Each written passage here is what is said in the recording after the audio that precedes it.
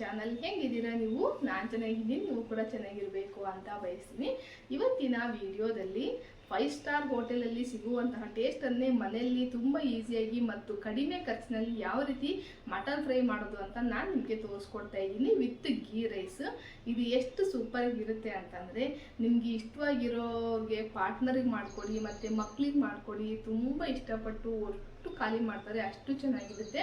ಮತ್ತು ಇದಕ್ಕೆ ಕುಟ್ಟೋದು ಬೇಡ, ಬೀಸೋದು ಬೇಡ, ಕೇವಲ 2-3 ಪದಾರ್ಥಗಳಿದ್ರೆ ಸಾಕು, ನೀವು ಟೇಸ್ಟಿಯಾಗಿರುವಂತಹ ಮಟನ್ ಫ್ರೈನ ನೀವು ಮನೇಲೇ ಪ್ರಿಪೇರ್ ಮಾಡ್ಬೋದು. ಇದು ಚಪಾತಿಗೆ, ಮುದ್ದೆಗೆ, ಪರೋಟಕ್ಕೆ, ನಿಮಗೆ ಯಾವುದಕ್ಕೆ ಬೇಕಾದರೂ ನೀವು ಇದನ್ನ ಮಾಡ್ಕೊಂಡು ತಿನ್ಬೋದು. ಸೂಪರ್ ಟೇಸ್ಟಿಯಾಗಿರುತ್ತೆ. ಮತ್ತು ಬನ್ನಿ ಇನ್ಯಾಕೆ ತಡ, ಯಾವ ರೀತಿ ಪ್ರಿಪೇರ್ ಮಾಡೋದು ಅಂತ ನೋಡ್ಕೊಂಬರೋಣ. ನಾನಿಲ್ಲಿ ಮೊದಲಿಗೆ ಗೀ ರೈಸ್ ಮಾಡೋದು ಹೇಗೆ ಅಂತ ತೋರಿಸ್ತಾ ಇದ್ದೀನಿ. ಈಗ ಕುಕ್ಕರಿಗೆ 1 ಚಮಚದಷ್ಟು ತುಪ್ಪ, ಸ್ವಲ್ಪ ಜೊತೆಗೆ ಎಣ್ಣೆ ಕೂಡ ಮಿಕ್ಸ್ ಮಾಡಿದ್ದೀನಿ. ನಿಮಗೆ ಎಣ್ಣೆ ಬೇಡ, ಬರೀ ತುಪ್ಪದಲ್ಲೇ ಮಾಡ್ತೀವಂದ್ರೂ ಕೂಡ ನೀವು ಹಾಗೂ ಕೂಡ ಮಾಡ್ಬೋದು. ಈಗ ಅದಕ್ಕೆ ಎಲ್ಲ ಮಸಾಲೆ ಪದಾರ್ಥಗಳನ್ನು ಹಾಕಿ ಒಂದು ಸ್ವಲ್ಪ ರೋಸ್ಟ್ ಆಗೋದಕ್ಕೆ ಬಿಡಬೇಕು. ಲೋ ಫ್ಲೇಮಲ್ಲೇ ಇಟ್ಕೊಂಡಿರೋಣ. ನೋಡಿ, ಇಲ್ಲಿ ನಾನಿಲ್ಲಿ 1 ಕಪ್ಪಿನಷ್ಟು ಸೋನಾ ಮಸೂರಿ ಅಕ್ಕಿ ತಗೊಂಡಿದ್ದೀನಿ. ನಿಮಗೆ ಸೋನಾ ಮಸೂರಿ ಬೇಡ ಅಂತಂದರೆ ನೀವು ಬಾಸುಮತಿ ಅಕ್ಕಿಲಿ ಬೇಕಿದ್ರೂ ಕೂಡ ನೀವು ರೆಡಿ ಮಾಡ್ಕೊಳ್ಬೋದು. ಈಗ ಇದಕ್ಕೆ ಒಂದು ಸ್ವಲ್ಪ ನೀರು ಹಾಕಿ ಚೆನ್ನಾಗಿ ತೊಳಿಬೇಕು.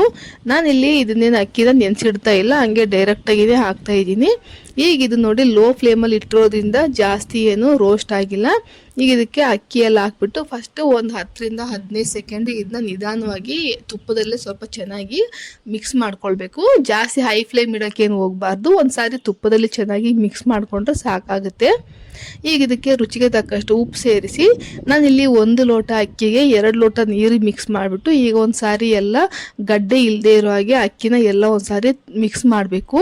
ಈ ರೀತಿ ಮಿಕ್ಸ್ ಮಾಡೋದ್ರಿಂದ ಅಕ್ಕಿ ಎಲ್ಲೂ ಕೂಡ ಗಡ್ಡೆ ಆಗೋದಿಲ್ಲ ಮತ್ತು ಅನ್ನ ಅನ್ನೋದು ಕೆಡೋದಿಲ್ಲ. ಈಗ ಕುಕ್ಕರ್ ಮುಚ್ಚಿ ನಾವೀಗ 3 ವಿಜಲ್ ಹೊಡಿಸ್ಕೊಳ್ಳೋಣ. ಆ ಕಡೆ ಅನ್ನ ಆಗಷ್ಟೊತ್ತಿಗೆ ನಾನಿಲ್ಲಿ ಮಟನ್ ಫ್ರೈ ಮಾಡೋದಕ್ಕೆ ರೆಡಿ ಮಾಡ್ಕೊಳ್ತಾ ಇದ್ದೀನಿ. ನಾನಿಲ್ಲಿ ಅರ್ಧ kg ಮಟನ್ ತಗೊಂಡಿರೋದ್ರಿಂದ ಮೀಡಿಯಮ್ ಸೈಜ್ ಈರುಳ್ಳಿನ 2 ತೊಗೊಂಡಿದ್ದೀನಿ ಅಷ್ಟೇ. ಸಿಪ್ಪೆಲ್ಲ ತೆಗೆದುಬಿಟ್ಟು ನೋಡಿ, ಈ ರೀತಿ ಸಣ್ಣದಾಗಿ ಕಟ್ ಮಾಡ್ಕೊಳ್ಬೇಕು. ಅದು ಎಷ್ಟು ಸಣ್ಣದಾಗಿ ಇದ್ದರೆ ಅಷ್ಟು ಚೆನ್ನಾಗಿ ಅದು ರೋಸ್ಟ್ ಆಗುತ್ತೆ.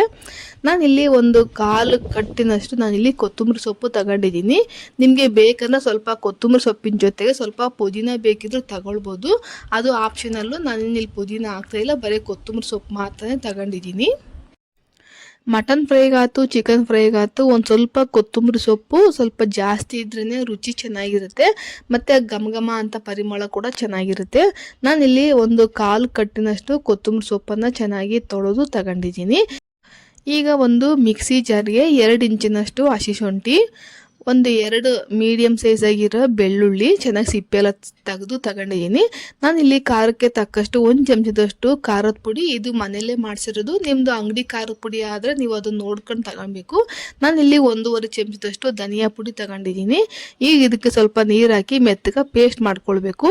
ಈಗ ನಾವು ಮೊದಲೇ ತೊಳೆದಿಟ್ಕೊಂಡಿವಲ್ಲ ಕೊತ್ತಂಬರಿ ಸೊಪ್ಪು, ಅದನ್ನು ಕೂಡ ಹಾಕಿ ಪೂರ್ತಿ ಕಲರ್ ಚೇಂಜ್ ಆಗೋ ತನಕ ಆಗಬಾರ್ದು, ಒಂದು 80%ವರೆಗೂ ಮಿಕ್ಸ್ ಆಗಿರಬೇಕು. ನಾನಿಲ್ಲಿ ತೋರಿಸಿರೋ ಮಸಾಲೆನ ನೀವು ರೆಡಿಮೇಡ್ ಬೇಕಿದ್ದರೂ ಶುಂಠಿ ಬೆಳ್ಳುಳ್ಳಿ ಪೇಸ್ಟ್ ಸಿಗುತ್ತಲ್ಲ, ಅದನ್ನು ತಗೊಂಡ್ಬಂದು ಹಾಕೋದು ಕೂಡ ನಿಮ್ಗೆ ಇನ್ನೂ ಬೇಗನೆ ಅಡುಗೆ ಅನ್ನೋದು ಮುಗ್ದೋಗುತ್ತೆ. ಈಗ ನಾನಿಲ್ಲಿ ಒಂದು ಕುಕ್ಕರ್ ಇಟ್ಟು ಅದಕ್ಕೆ ಸ್ವಲ್ಪ ಎಣ್ಣೆ ಹಾಕಿ, ನಾನಿಲ್ಲಿ ಎಣ್ಣೆನ ಸ್ವಲ್ಪನೇ ತಗೊಂಡಿದ್ದೀನಿ, ನಿಮ್ಗೆ ಎಷ್ಟು ಬೇಕೋ ಅಷ್ಟು ತಗೊಳ್ರಿ. ಈಗ ಮೊದಲೇ ಕಟ್ ಮಾಡಿ ಇಟ್ಕೊಂಡಿವಲ್ಲ ಈರುಳ್ಳಿ, ಅದು ಪೂರ್ತಿ ಕೆಂಪಗಾಗಬೇಕು. ನಾವು ಮಟನ್ನು ಚಿಕನ್ನು ಯಾವುದೇ ಅಡುಗೆ ಮಾಡಬೇಕಾದ್ರೆ ಯಾವುದು ಎಷ್ಟು ಬೇಯಿಸ್ಕೊಳ್ಬೇಕು ಮತ್ತು ಯಾವ ಸಮಯದಲ್ಲಿ ಯಾವ ಮಸಾಲೆ ಹಾಕ್ಬೇಕು ಅನ್ನೋದು ಇಲ್ಲಿ ತುಂಬಾ ಮುಖ್ಯ ಆಗಿರುತ್ತೆ. ಅದ್ರ ಮೇಲೇ ಅಡುಗೆ ಟೇಸ್ಟ್ ಕೂಡ ಬದಲಾಗಿರುತ್ತೆ, ಅಷ್ಟು ರುಚಿಯಾಗಿ ಬರಬೇಕು. ಈಗ ಕೆಲವೊಂದು ಡಾಬಾಗಳಲ್ಲಿ ಮತ್ತು ಹೋಟೆಲ್ಗಳಲ್ಲಿ ಕೆಲವೊಂದು ಪರ್ಟಿಕ್ಯುಲರಾಗಿ ಅದೇ ಟೇಸ್ಟೇ ಬರ್ತಾ ಇರುತ್ತೆ. ಅಂದರೆ ಏನಕ್ಕಂದರೆ ಅವರು ಯಾವ ಸಮಯದಲ್ಲಿ ಯಾವ ಮಸಾಲೆ ಹಾಕಬೇಕು ಅಷ್ಟೇ ಪ್ರಮಾಣದಲ್ಲಿ ಅದೇ ಟೈಮ್ಗೆ ಹಾಕ್ತಾರೆ. ಅದಕ್ಕಾಗಿ ಅದರಲ್ಲಿ ಟೇಸ್ಟ್ ಅನ್ನೋದು ಭಾಳ ಚೆನ್ನಾಗಿರುತ್ತೆ. ಮತ್ತು ಎಷ್ಟು ವರ್ಷಲಿದ್ದನೂ ಅದೇ ಇದನ್ನೇ ಮೇಂಟೈನ್ ಮಾಡ್ಕೊಂಡು ಬರೋದ್ರಿಂದ ಅವ್ರಿಗೆ ಯಾವಾಗಲೂ ಅದೇ ಟೇಸ್ಟೇ ಬರ್ತಾ ಇರುತ್ತೆ. ಈಗ ನೋಡಿ, ನಾನು ಅರ್ಧ kg ಮಟನ್ ಎಲ್ಲ ಹಾಕ್ಬಿಟ್ಟು ಅದರಲ್ಲಿರೋ ನೀರೆಲ್ಲ ಹೋಗಿಸಿದ ಮೇಲೆ ನಾನಿಲ್ಲಿ ಮೊದಲೇ ರುಬ್ಬಿ ಇಟ್ಕೊಂಡಿದ್ದೀನಲ್ಲ ಶುಂಠಿ ಬೆಳ್ಳುಳ್ಳಿ ಪೇಸ್ಟು, ಈಗ ಅದನ್ನೆಲ್ಲ ಹಾಕ್ಬಿಟ್ಟು ಒಂದು ಸಾರಿ ಚೆನ್ನಾಗಿ ಮಿಕ್ಸ್ ಮಾಡಿ ಇದು ಪೂರ್ತಿ ಫ್ರೈ ಆಗಬೇಕು. ನಾವು ಚಿಕನ್ನು ಮಟನ್ನು ಫಸ್ಟ್ ಹಾಕ್ತಿದ್ದಂಗ್ಲೇ ಕೆಲವರು ಹಾಗೆ ಹಾಕ್ಬಿಡ್ತಾರೆ, ಅಂದರೆ ನೀರು ಇರಬಾರ್ದು ಅದರಲ್ಲಿ. ಆ ನೀರು ಇದ್ದರೆ ಅದು ರುಚಿ ಅಷ್ಟು ಚೆನ್ನಾಗಿರಲ್ಲ, ಪೂರ್ತಿ ನೀರೆಲ್ಲ ಹೋಗಬೇಕು, ಆವಾಗಲೇ ರುಚಿ ಅನ್ನೋದು ಬೇರೆ ಥರ ಇರುತ್ತೆ ಮತ್ತು ಟೇಸ್ಟ್ ಸೂಪರಾಗಿರುತ್ತೆ. ಈಗ ನೋಡಿ ಇದು ಚೆನ್ನಾಗಿ ಕುದಿಬೇಕು. ಈ ರೀತಿ ಕುದ್ದಾಗ ಎಣ್ಣೆಯಲ್ಲೇ ಚೆನ್ನಾಗಿ ಮಸಾಲೆ ಪೂರ್ತಿ ಫ್ರೈ ಆದಾಗ ಅದರ ರುಚಿ ಮತ್ತು ಘಮ ಪರಿಮಳ ಕೂಡ ಅಷ್ಟೇ ಚೇಂಜ್ ಆಗುತ್ತೆ, ಭಾರಿ ಚೆನ್ನಾಗಿರುತ್ತೆ. ಈಗ ನೋಡಿ ಮಸಾಲೆಯಲ್ಲಿರೋ ನೀರೆಲ್ಲ ಹೊರಟೋಗಿ ಪೂರ್ತಿ ಡ್ರೈ ಆಗಿದೆ. ಈ ರೀತಿ ಆಗಿದೆ ಅಂತಂದರೆ ಈಗ ನಮಗೆ ಮಸಾಲೆ ಚೆನ್ನಾಗಿ ಹುರ್ಕೊಂಡು ಹಸಿ ವಾಸನೆ ಎಲ್ಲ ಹೋಗಿದೆ ಅಂತ ಅರ್ಥ. ಈ ಸ್ಟೇಜ್ಗೆ ಬಂದಾಗ ನಮಗೆ ಕ್ವಾಂಟಿಟಿ ನೋಡಿಕೊಂಡು ಈಗ ನೀರು ತಗೊಳ್ಬೇಕಾಗುತ್ತೆ. ಮಟನ್ ಅಂದರೆ ಸ್ವಲ್ಪ ಬೇಯಿಸ್ಕೊಳ್ಳೋದಕ್ಕೆ ಸ್ವಲ್ಪ ನೀರು ಜಾಸ್ತಿನೇ ಬೇಕಾಗುತ್ತೆ. ಹಂಗಾಗಿ ಒಂದು ಸಾರಿ ಮಿಕ್ಸಿಯಲ್ಲಿರೋ ಮಸಾಲೆ ಎಲ್ಲ ತೊಳೆದಾಕಿ ನಾನಿಲ್ಲಿ ಪೂರ್ತಿ ಮಟನ್ನು ಮುಳುಗುವಷ್ಟು ನಾನಿಲ್ಲಿ ಒಂದು ಅರ್ಧ ಲೀಟ್ರ್ನಷ್ಟು ನೀರು ತಗೊಂಡಿದ್ದೀನಿ. ಅದೇ ನಿಮ್ಮದು ಮಟನ್ ಮೇಲೆ ಡಿಪೆಂಡ್ ಆಗಿರುತ್ತೆ. ಎಳೆ ಮಟನ್ ಆಗಿದ್ದರೆ ಬೇಗ ಬೆಂದೋಗುತ್ತೆ, ಅದು ನೀರು ನೀವು ನೋಡ್ಕೊಂಡು ತಗೊಳ್ರಿ. ಈಗ ಚೆನ್ನಾಗಿ ಕುದಿಬೇಕು, ಆವಾಗಲೇ ನಾವು ಮುಚ್ಚಳ ಮುಚ್ಚಬೇಕು. ಅದಕ್ಕಿಂತ ಮುಂಚೆನೇ ನಾವು ಈ ಕುಕ್ಕರ್ ಮುಚ್ಚೋದಕ್ಕೆ ಹೋಗಬಾರ್ದು. ಈಗ ನೀರು ಕುದೀತಾ ಇದ್ದಾವೆ. ಈಗ ಮುಚ್ಚಳ ಮುಚ್ಚಿ ಒಂದು 5 ವಿಷಲ್ ಹೊಡೆಸ್ಕೊಳ್ಬೇಕು. ನಿಮ್ಮ ಮಟನ್ ಮೇಲೆ ಡಿಪೆಂಡ್ ಆಗಿರುತ್ತೆ ನೋಡಿ ಅದು ಕೂಡ.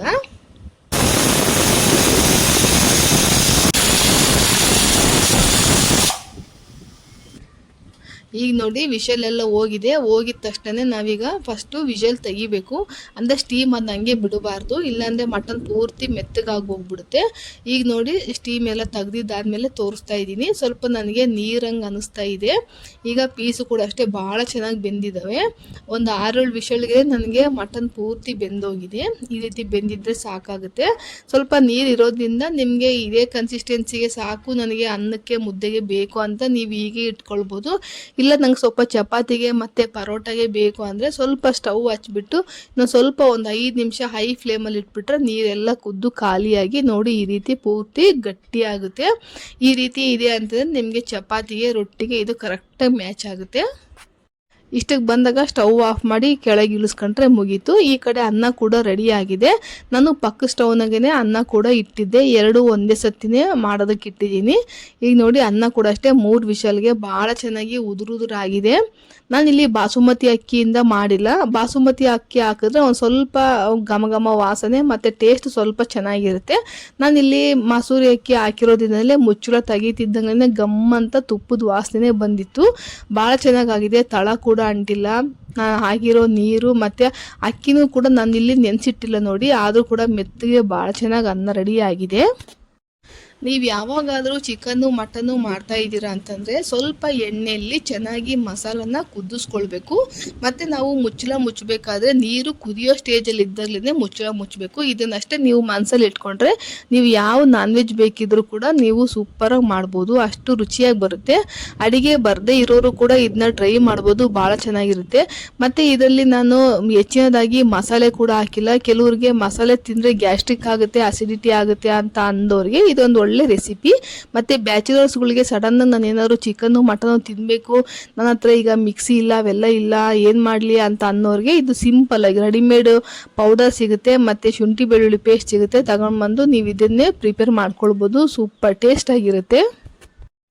ನಾನು ನಮ್ಮ ಮನೆಯಲ್ಲಿ ನನ್ನ ಮಕ್ಕಳು ಹಾಸ್ಟೆಲಿಂದ ಬಂದಿದ್ದಾರೆ ಅಂತಂದರೆ ಫಸ್ಟ್ ಮಾಡೋದೇ ಇದನ್ನು. ಅವ್ರು ಕೇಳೋದು ಕೂಡ ಇದನ್ನೇ. ಅವ್ರು ಕರೆಕ್ಟಾಗಿ ಮುಂಚೆನೇ ಅವಲೇ ಗೆಸ್ ಮಾಡಿರ್ತಾರೆ, ಅಮ್ಮ ಇವತ್ತು ಇದೇ ಥರನೇ ಅಡುಗೆ ಮಾಡಿರ್ತಾರೆ ಅಂತೇಳಿ.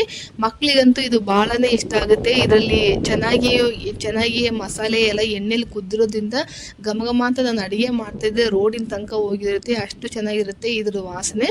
ನಾನು ಇದ್ರ ಜೊತೆಗೆ ಒಂದು ಬಾಯ್ಲ್ಡ್ ಎಗ್ ತಗೊಂಡಿದ್ದೀನಿ. ನಮ್ಮ ಮನೆಯಲ್ಲಿ ಅಷ್ಟೇ ಯಾವಾಗಲೂ ನನಗೆ ನಾನ್ ವೆಜ್ ತಿನ್ನಬೇಕಾದ್ರೆ ನನಗೆ ಬಾಯ್ಲ್ಡ್ ಎಗ್ ಅನ್ನೋದು ಭಾಳ ಚೆನ್ನಾಗಿರುತ್ತೆ. ನೀವು ಕೂಡ ಒಂದ್ಸರಿ ಟ್ರೈ ಮಾಡಿ. ಚಿಕನ್ ಸೂಪು ಮಟನ್ ಸೂಪ್ ಜೊತೆಗೆ ಒಂದು ಬಾಯ್ಲ್ಡ್ ಎಗ್ ನೆಂಚ್ಕೊಂಡು ತಿಂತಾ ಇದ್ರೆ ಸೂಪರ್ ಟೇಸ್ಟ್ ಆಗಿರುತ್ತೆ.